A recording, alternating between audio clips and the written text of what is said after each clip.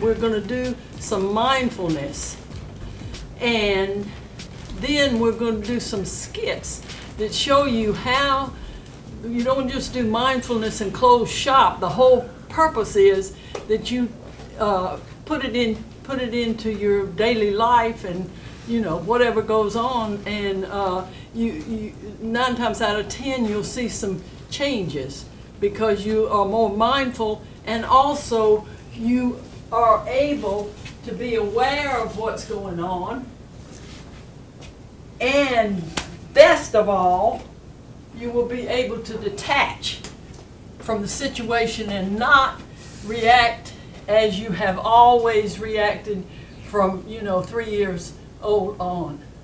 So anyway, we will be using this as a metaphor for detaching from that other person that you are talking to or whatever, and allowing yourself to breathe and think about how you might have reacted before and how you might let another way of behaving come into your interaction.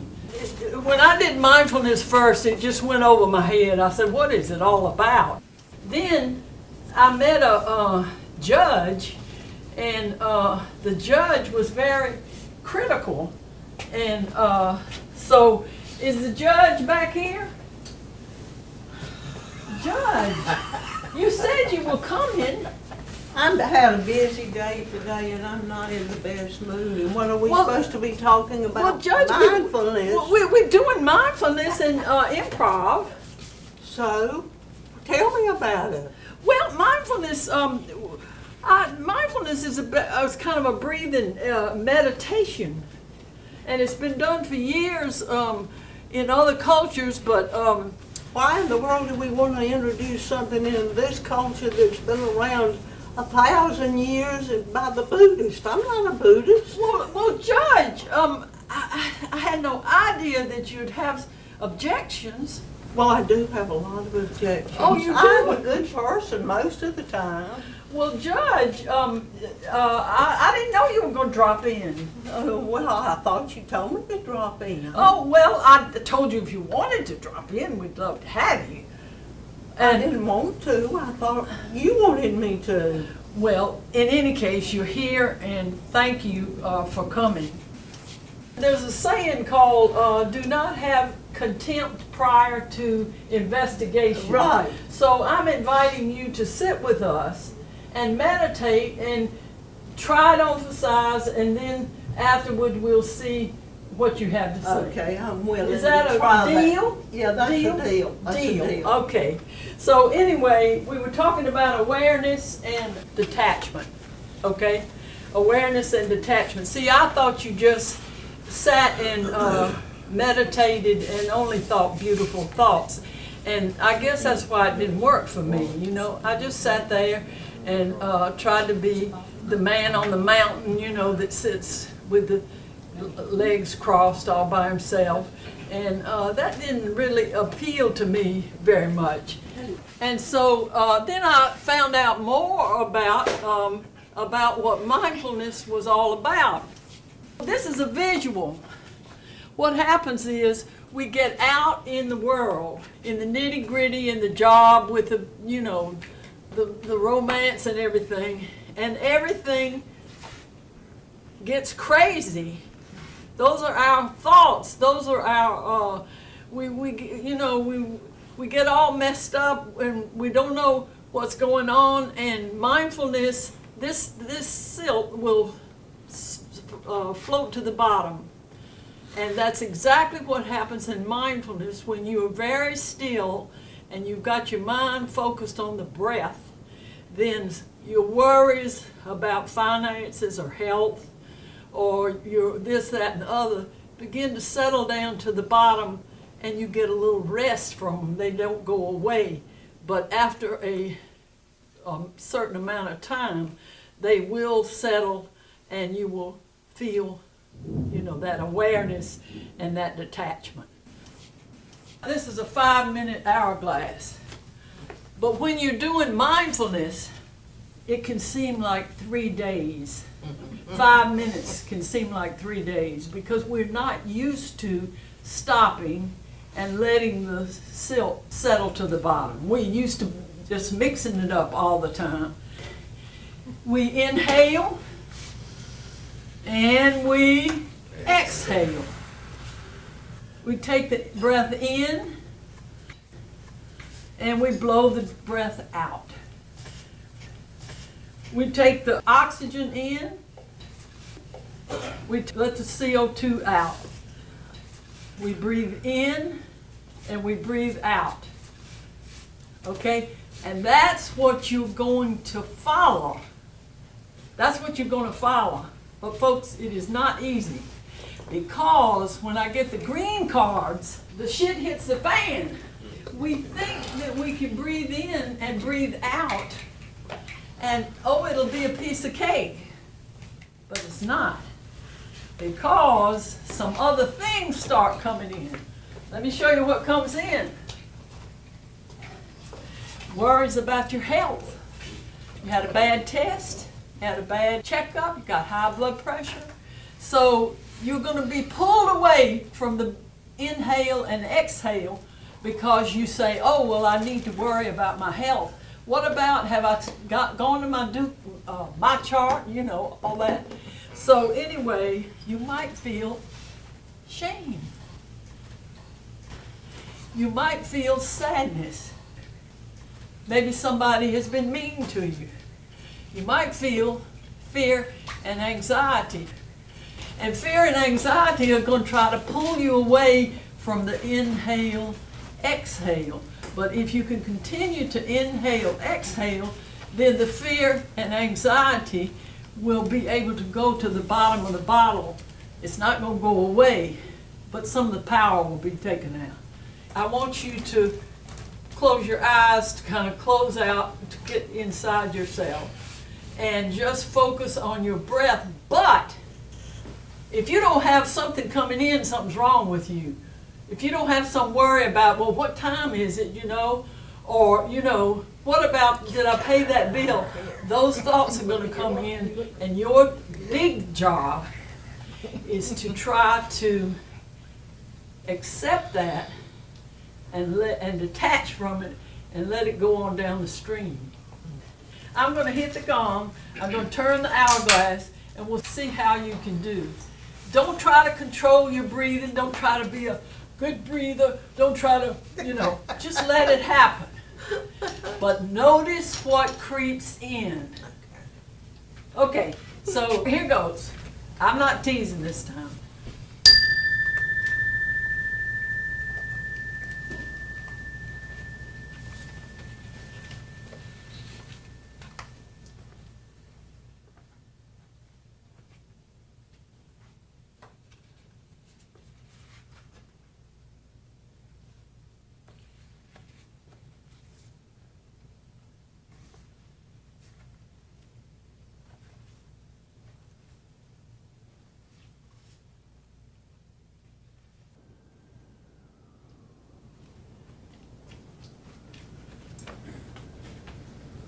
All right, it's about 5 minutes, and if you felt like it was an eternity, join the crowd.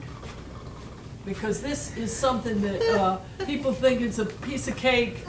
It's not a piece of cake.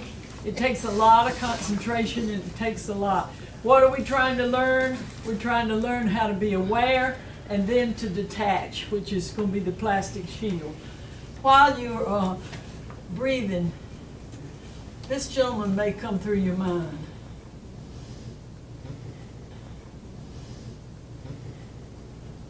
Okay? And so you do a good job, you focus on your breath, and you let this, maybe with a little, you know, a little work, you let this go. But then, maybe it comes back a little stronger, and it comes back a little stronger. And so you have to focus even harder on the breath in and out. Because when this comes in our mind, we're used to acting. We're used to responding in a certain way. We're used to knee-jerk reaction. Well, you say, I did a good job, but lo and behold, it comes the third time, and it comes even stronger. So now, it's not irritation and it's not anger. Now, my friends, it is rage. And when we feel rage, we want to act on it. Okay? But if we've been practicing mindfulness, when we have rage out there, we can breathe and not have our knee-jerk reaction. Now, my friend over here is going to come up and we're going to see how this plays out in life. Eric has had a very serious wound to his hand. Everybody see it? Now, when he was a small child, his mother was very busy and did not tend to the children, and he broke his arm, and she did not respond to his injury. So now he meets up with a older woman. She talks incessantly.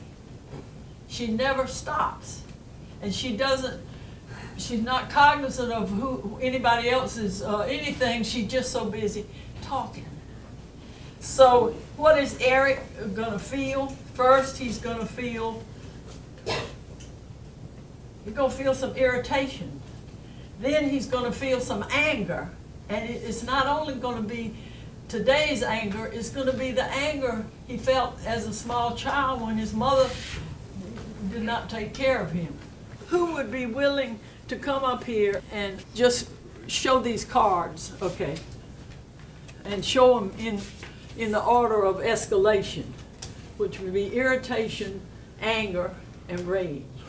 How are you today? Let me tell you about my garden. I have yellow flowers, blue flowers, purple flowers, all kinds of flowers. I take such a good care of my garden. And I love my garden, and I'm a master gardener. And every morning when the sun comes up, I feel like I need to get out in the garden and water or fertilize or put some, what do you call that stuff, weed eater or whatever. And so I know that everybody loves gardening, and I love gardening, and I just can't wait to get up in the morning. And I have some purple asters that are just doing wonderful. They're doing wonderful.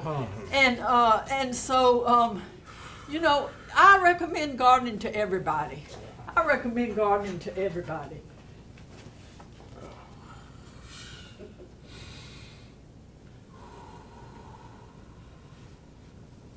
Okay, so you get how it transfers.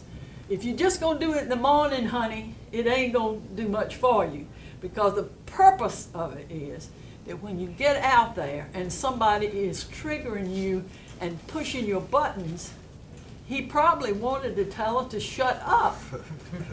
So anyway, thank you. Thank you. And thank you. Now, just to make my point about mindfulness, what you want to do is not become attached. And so if something happy goes through, you say, oh, well, that's fine. I can hold on to that and just feel so happy. And then you go from happy to delighted, and then you go from delighted to manic. So I just want to make the point that not only can we modulate, I guess is the word, our negative thoughts, but we also sometimes have to modulate our happy thoughts. How does happy and delighted and manic play out? Well, I'll tell you how it plays out. You've just won the big trophy for, what is this? Bowling? You're a guy and you've just won the trophy for bowling. And so while you're breathing, you feel happy over that. And it goes through your mind. And you can allow happy to go on through. And so you say, I'm such a good meditator. allowed Happy to go on through. But then you think about the trophy again, and you are absolutely delighted over this trophy.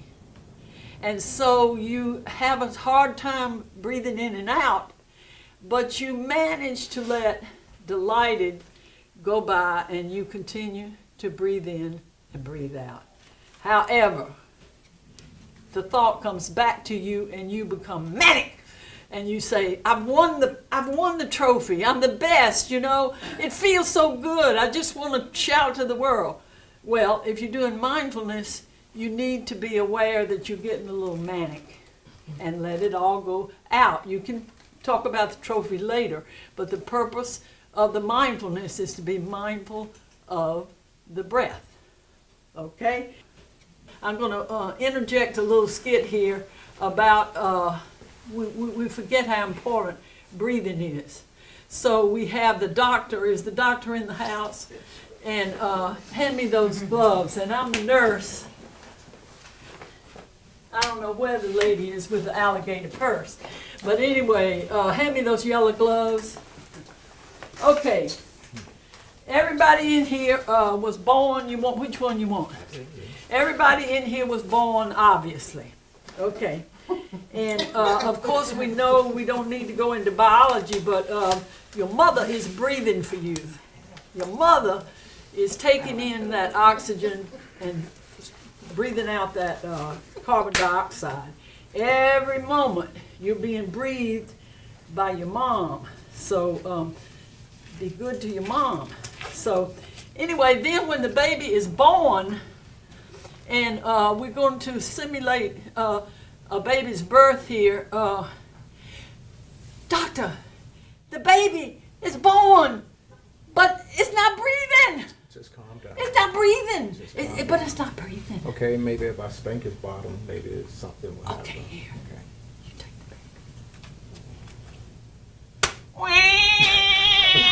the baby.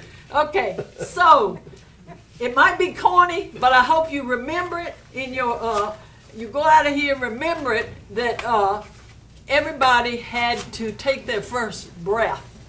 And 9 times out of 10, we have forgotten, we never think about our breath. We never think about our breath. It is something this sort of done for us, and so there are people that die having never been aware of their inhale and exhale. So don't be one of those people. Here is a pattern that a lot of people have. You may not have it. I have it, where you want to get other people straight, and you want to help them to see the light, and you want to help them to know what's best. And you want to control their life, you want to take their inventory. And so I'm going to ask somebody to come up here, and we're going to be fighting over whether the yellow onion or whether the red onion is the best. Will you come up? All right, now, well, you don't worry, I'm going to give you all the words. Okay. Okay? Now, you can either play it straight or you can play it to the hilt. I'll play to the hill. Okay, now, you're going to have the red onion, and you're going to be telling me that we're going to make the salad, and that this is the best because it's everything. And I'm going to say, but Mama always used the yellow onion, but you're not going to pay any attention to me. Because what is your goal? To Irritate you. To irritate me and to convince me that this is the right. You know what I mean? You know the right. I got you. And we got to hear it in your voice. Okay, very good. Okay. So we're going to make this salad, and I was going to use a yellow onion. My mama always used them, and they're cheaper. Well, this onion, Vidalia onions, these are the best onions there are. They belong in a salad. It's not as strong as that one, but this is you put this in, it has a little sweetness to it. And this is usually like when you get a restaurant, They have these Vidalia onions But in I there. want to use what Mama taught me. Well, we can use that in another type of salad on another day. But this onion right here, this is the creme de la creme. This is the onion we should be using. Okay, so let's go ahead and just slice Make this our one salad? up. Yeah, we'll slice this one up. Use this for the salad. This one you will not regret it. Okay. It's gonna be okay. Okay, thank you. As you know, OCD is when we want to have everything perfect. We want to have everything perfect. And so, if you're OCD, you take this package of balloons, and if you can see it or if you can't, it says 15 latex balloons. However, if you have a little tinge of OCD, this is what you're doing. You all, it says 15 latex balloons on here, but I've counted several times the balloons, and there were only 14 in the package. Now, you know that's not right. If they say 15, it should be 15. It shouldn't be 14. And I don't know, but I'm going to put everything down today, and I may call this manufacturer, and because if they're going to say 15 latex balloons, it should be 15. And I'm not going to worry about cooking dinner or whatever. This is important, that when they say 15 latex balloons, that they're 15 in there, not 14. And I tell you, I've counted them several times. 14, not 15. So then you take the plate of awareness and say to yourself, what does it matter in the whole order of things? You know, what is more important today? That I am sure that they're 15 instead of 14. So we all have these little OCD traits, and we can recognize them and own them. And then if we're into mindfulness, we can learn to say, what the heck, you know? The machine probably spit out 14 instead of 15. A lot of us have been prescribed medications. These are some very strong pain pills. We need a straight man here to play the person who's trying to convince me that I need to maybe go to the doctor or not be taking medicine from different doctors. Who would like to be the, can you do it? Okay. Okay, remind me again. All right. My purpose. Okay. So, and she's going to hear something out of the paper about an opioid epidemic, and she's going to try to convince me with reason. Reason doesn't always work when you're trying to talk to somebody, right? Correct. Okay. So anyway, hey, how are you? I'm doing wonderful today. Well, I just want to take another one. I wouldn't take one of those. You know Well- they're addictive. Well, Your doctor didn't tell you that? well, the thing about it is, I need them. I'm in a lot of pain. Oh, I know. There's alternatives, you know. There are that aren't opioids. And you know, the opioid problem is But I affecting don't so really many have a people. problem. I don't have. There's no problem. Look at me. Do you think I have a problem? There's no problem. Well, if you take them for too long, you know, you can become dependent on them. Did your doctor warn you about that? Well, he may have said something about that, but you know, he doesn't know how strong I am. I'm gonna look. I'm never gonna be an addict. Oh, well, see, that's where you have to understand these things are addictive. And you could go down that path, you know. But I'm not. You know, look at me. I'm not. I'm telling you, there is a real physical thing that happens when you take these. Well, I don't believe that. I really don't believe that. You know, I've been taking them for years. Well, look at this newspaper article. It's affecting 10% of this country. Oh, is that what it says? You might be part of that 10%. But that's not me. I'm not addicted. Oh. So she's tried her best. Have a seat. She's tried her best. And of course, we know that denial is not a river in Egypt, and that denial is something that, nobody's exempt from. The last skit is that we have had the judge drop in. We've had the judge to drop in.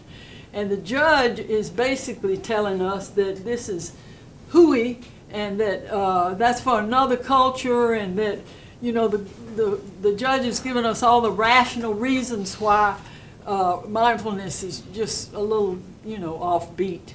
So we're going to ask the judge to come up and stand here. And I know you came in and felt that this mindfulness was for the birds. And I thank you for joining us so that you could have the experience, We don't have contempt for something prior to investigation. So we would like to know, Judge, how you feel about your experience in this mindfulness group. Well, it's been positive, and I'm willing to live in the present moment and try your mindfulness. I'll take the cotton out of my ears and put it in my mouth. All right, all right.